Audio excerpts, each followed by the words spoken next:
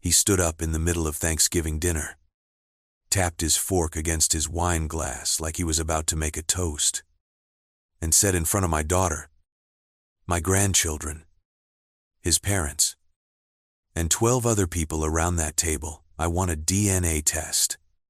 I remember the sound of my daughter's fork hitting her plate. I remember his mother going very still. I remember thinking this man has no idea what he just set in motion. My name is Gerald. I'm 63 years old. Retired from 31 years of insurance claims management. I mention that only because my entire career was built on one skill: figuring out who's telling the truth when everyone has something to lose. I have a very good eye for it. And I could see, the moment Marcus stood up from that chair, that he had made the worst kind of mistake. Not the kind where you're wrong about a fact. The deeper kind. The kind where you're so convinced you're right that you never stop to consider what happens if you aren't. I want to take you back to the beginning. Not Thanksgiving. Before that. Back to when my daughter Renata met Marcus 7 years ago. And back to the version of our family that existed before he became a part of it. Because you need to understand what was at stake for everyone at that table before I tell you what the DNA test actually found. Renata is my youngest. My wife Pauline and I have 2 children, our son David, who lives in Phoenix with his family, and Renata, who has always been the one who felt things most deeply. She's warm, she's loyal, and she has my wife's stubbornness and my father's laugh. And from the time she was a little girl, I would have done anything in the world for her. That is not just something fathers say. That is a fact I have proven repeatedly, in ways large and small. Over the course of her entire life, she met Marcus at a work conference. He was in commercial real estate, ambitious, well-dressed, and on their first date, he apparently told Renata he'd been ready to meet someone like her his whole life. She called me after that first dinner. "Dad," she said, "I think I actually like this one." I remember being happy for her.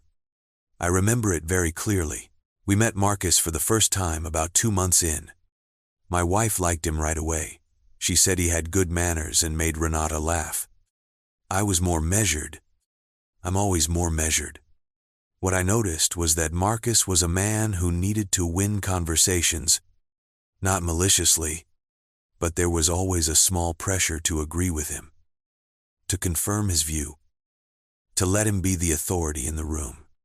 I filed that away and kept my mouth shut. Because Renata was 32 and happy, and it wasn't my place to read too deeply into how a man held a dinner table.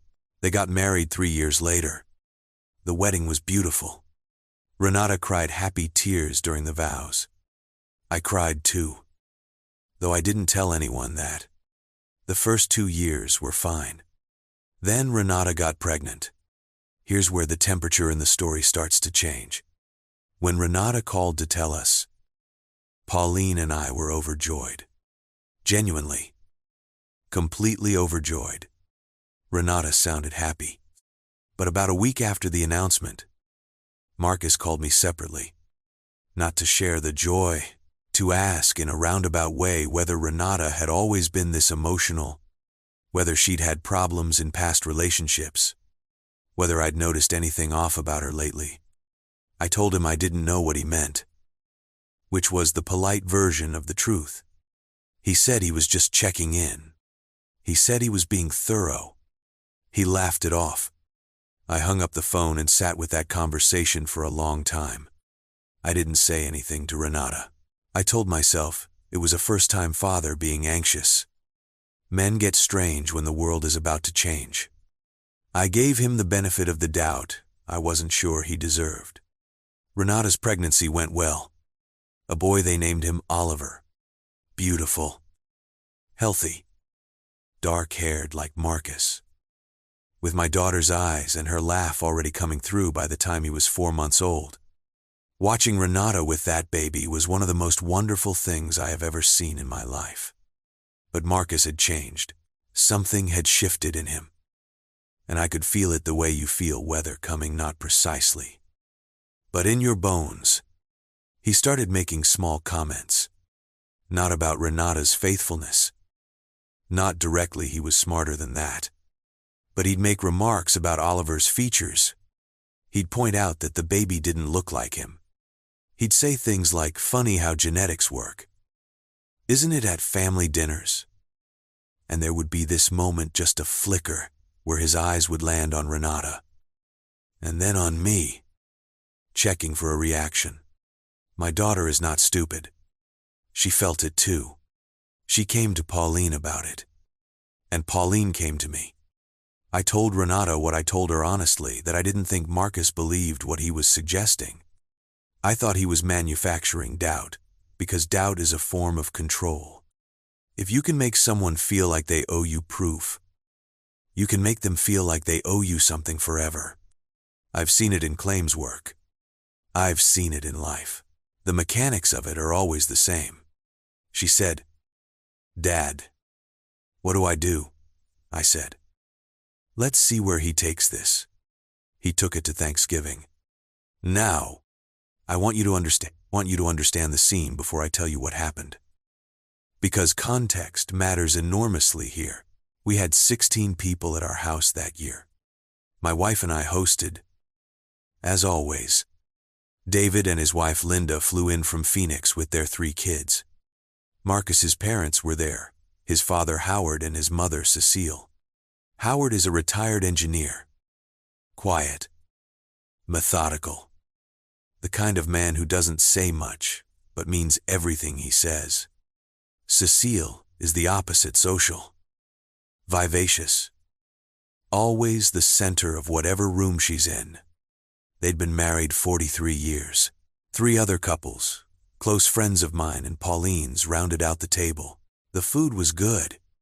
The conversation was warm. Oliver was 14 months old by then, and was doing that thing toddlers do where they grab food off other people's plates and find it hilarious. Everyone was laughing. And then Marcus tapped his fork on his glass, and the table went quiet. And he said, "Before we go any further, I want to address something that's been weighing on me." I felt my wife's hand find my arm under the table. "I've requested a paternity test for Oliver." Marcus said, "I think we all deserve to know the truth. If you've ever been in a room when something truly terrible is said out loud, I mean truly said, in front of people who love each other, with no way to unsay it, then you know the quality of silence that followed. It isn't just quiet. It's the sound of damage being done." Renata looked like she'd been slapped. "Oliver," from his high chair, said Dada, and held up a piece of turkey. Howard, Marcus's father, put down his fork very slowly and said, "Marcus, what are you doing?" It wasn't a question. Marcus said he'd already submitted samples, that the results would arrive within the week, that he wasn't trying to cause a scene, and I want you to notice the absurdity of that statement. Said while creating the largest scene that house had ever seen. He said he just thought the truth should be on the table before this family goes any further. I looked at Renata. She was holding herself very still, the way people do when they're deciding whether to cry or fight, and haven't chosen yet. I stood up. I said, "Marcus, I think you and I should step outside." He said he'd prefer to finish his statement. I said it wasn't a preference. It was an instruction. Pauline took Oliver from his high chair. David's wife, Linda, started quietly talking to the other guests. Howard sat very still, looking at his son with an expression I couldn't fully read at the time, but I would understand later. In my backyard, with the November air cold enough to see our breath, I told Marcus 3 things. The first, that what he had done at my daughter's table, in my home, in front of my grandchild and 16 other people, was something I would not forget. The second, that I did not believe he actually thought that baby wasn't his. I believed he wanted to create a record of doubt, a paper trail, control dressed up as truth-seeking. The third, that whatever those results said, he had already shown me who he was tonight. And the results wouldn't change that. He looked at me for a long moment. And then he said something I didn't expect. He said, "You think you know everything." Gerald, I said I didn't know everything. But I was a fast learner. We went back inside. The dinner was over in every way that mattered. People drifted home. Renata took Oliver upstairs. Howard and Cecile left without eating dessert. Marcus sat in my living room for 40 minutes, talking to no one, and then drove home.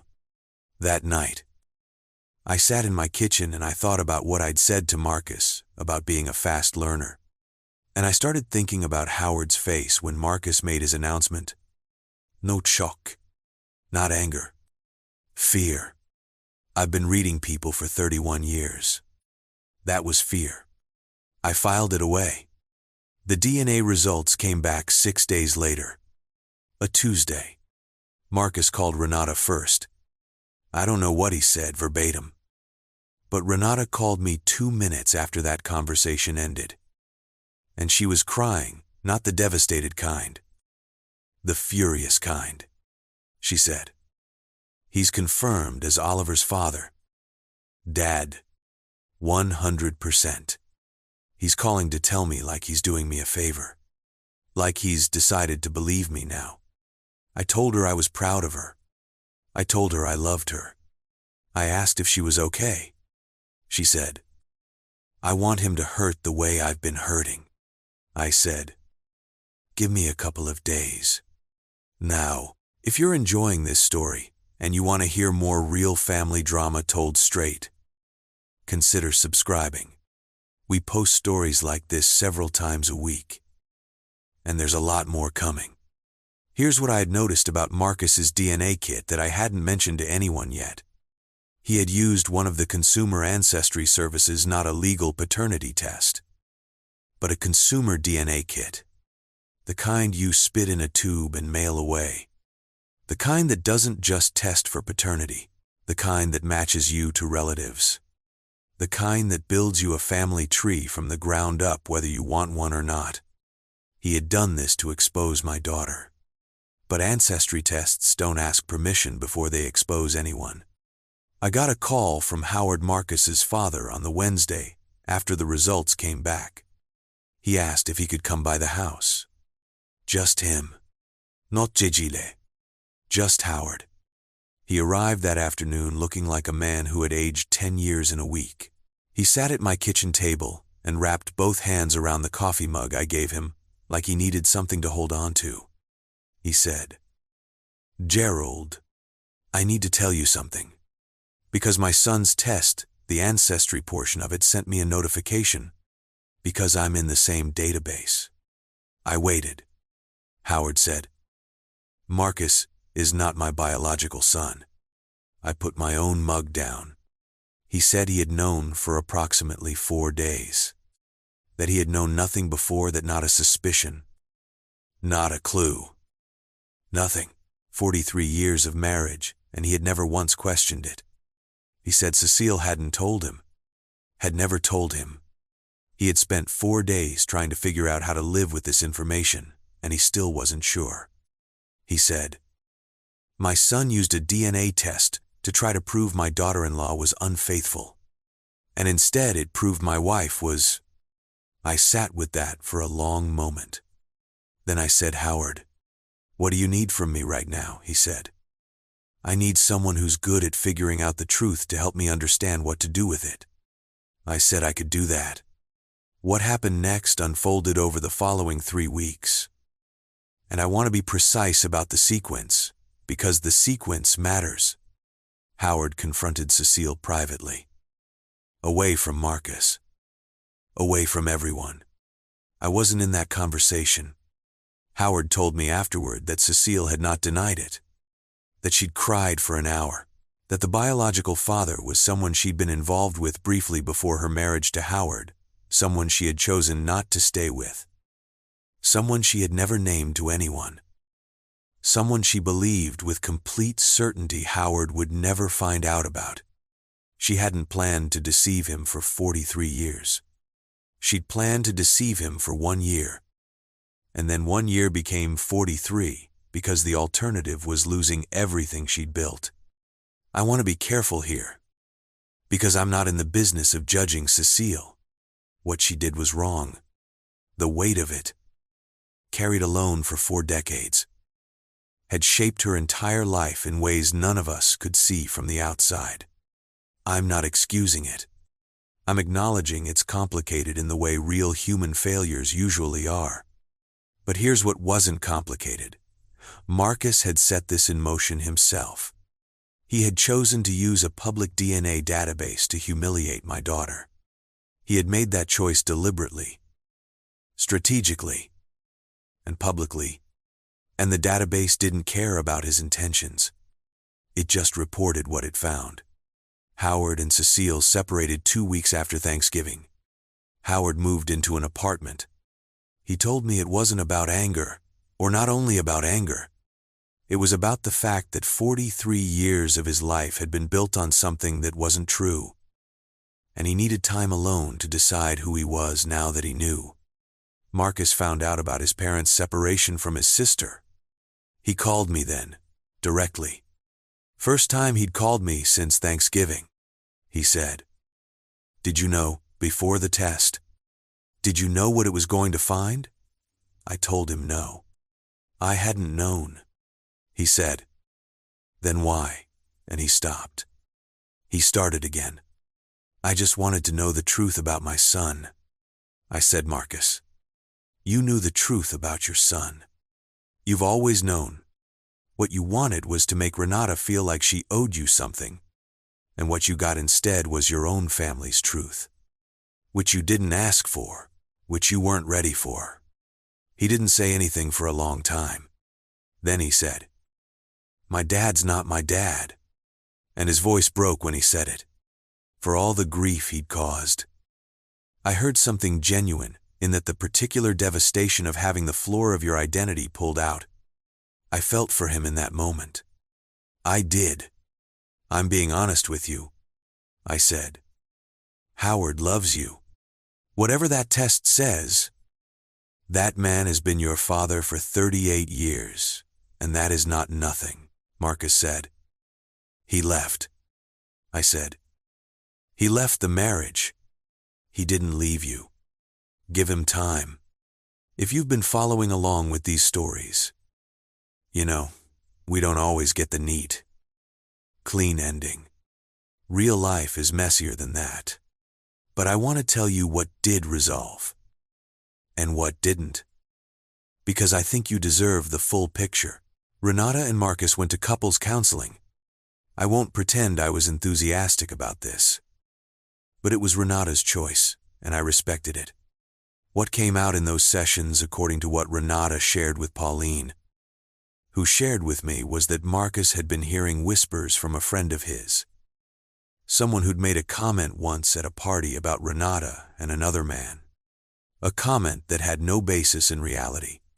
A rumor, maybe a lie, but it had lodged in Marcus like a splinter, and instead of pulling it out directly, he'd let it fester until it became the Thanksgiving disaster we all witnessed. That friend is no longer in Marcus's life. Whether Marcus is still in Renata's life that's still being written, they're not divorced. They're not fully repaired either. They are somewhere in the middle of it, the way real couples often are when something true and terrible has been said out loud in a room full of people and there's no way to unsay it. Oliver, for the record, is 2 years old now. He has started stringing together 3-word sentences. He calls Pauline Nana P, and he calls me Gampa G, and when I pick him up and hold him, I feel the whole weight of the past year fall away. He is the best part of this story. He always was. Howard eventually called Marcus. About 6 weeks after the separation, they met for dinner. Just the two of them. I don't know everything that was said. But Howard told me afterward that he'd looked at his son across the table and realized that whatever the biology said, the 38 years of raising that boy, to of coaching his baseball teams and teaching him to drive and sitting with him in hospital waiting rooms and watching him grow into a man, none of that disappeared because a tube of saliva said so. Biology is where a child begins. Everything after that is something else. Something harder and more chosen, and ultimately more real. They are working on it. Slowly. The way men do. Cecile is living with her sister in another state. I don't have much more information than that. Now, I want to address the part of this story that I think people expect me to dwell on more than I actually do my own sense of satisfaction. People ask me, when they hear this story, if I felt vindicated, if I felt like Marcus got what he deserved. And I want to answer that honestly. Yes, there was a moment when I understood what the ancestry test had returned. What Marcus had accidentally unearthed about his own family in his rush to expose mine when I felt something that I'd call justice. Or at least symmetry. A man who used a tool of exposure had been exposed by his own tool. That lands. I'm not going to pretend it doesn't. But it wasn't clean satisfaction. It never is. Because Howard paid a price he didn't deserve to pay. Because Oliver is growing up in a household that's still healing. Because Cecile, whatever she did, is now estranged from her family in the winter of her life. Because Marcus infuriating. Insecure. Foolish Marcus is a man who genuinely didn't know who he was for the first time in his 38 years. And I know what that kind of loss feels like. The only truly innocent person in this whole story is a 2-year-old boy who says Gampa G and holds up pieces of turkey. And everything I did, every quiet conversation, every measured response, every moment I chose patience over anger I did for him. Before I close, if you've been watching this channel and you find yourself nodding along if these stories feel familiar, if they touch something in your own experience, I want to say you're not alone in what you've been through. And the most important thing isn't always the revenge. Sometimes the most important thing is just staying standing when someone tries to knock you down. Subscribing to this channel means more stories like this are coming your way. And it helps us keep making them. Renata called me last Sunday. Oliver had just said his longest sentence, "Yet I want more cake. Please." She was laughing on the phone. That laugh, her grandmother's stubbornness and her grandfather's sense of humor and everything we built around her to keep her safe, that laugh is what I was protecting on Thanksgiving. The DNA test Marcus ordered told him his son was his son. It told him his father wasn't his father. It told him, I think, something he'd been avoiding for years, that certainty purchased by tearing someone else down is not really certainty at all. It's just damage, wearing a different name. Oliver's paternity was never in question. Not for me. Not for anyone who was paying attention. The only question was always what Marcus would discover about himself in the process of trying to expose someone else. He found out. We all found out. And now we're all living with what we know. And making different choices with that knowledge than we made before. That's not a revenge story. Not exactly. It's something closer to the truth, which, in my experience, is usually messier, slower, and more honest than revenge ever manages to be. Thank you for listening. Drop your thoughts in the comments below. What would you have done if you were sitting at that Thanksgiving table? We read everything you write.